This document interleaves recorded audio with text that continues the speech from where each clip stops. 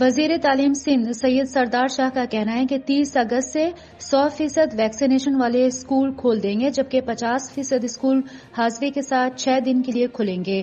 یہ بات وزیر تعلیم سندھ سید سردار شاہ نے نجی اسکول ایسوسی ایشن کے نمائندوں کے ہمراہ پریس کانفرنس میں کہی ہے۔ ان کا کہنا ہے کہ کورونا کی وجہ سے والدین اور بچوں کو مسائل کا سامنا کرنا پڑا ہے۔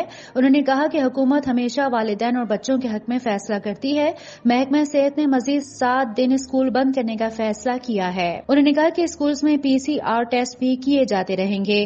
ہم نے اجازت دی ہے کہ ویکسینیٹڈ اسٹاف کو اسکول بلایا جا سکتا ہے۔ انہوں نے کہا کہ محکمہ تعلیم میں 90% لوگوں کی ویکسینیشن ہوئی ہے۔ والدین کی ویکسینیشن چیک کرنا اسکول انتظامیہ کا کام ہے۔ وزیر تعلیم نے کہا کہ جمعے کو ورکنگ کمیٹی کے اجلاس میں صورتحال کا جائزہ بھی لیا جائے گا۔ انہوں نے کہا کہ 30 اگست تک کوئی اسکول نہیں کھولا جائے گا۔ خلاف ورزی کرنے والے اسکولوں کے خلاف سخت کارروائی کی جائے گی۔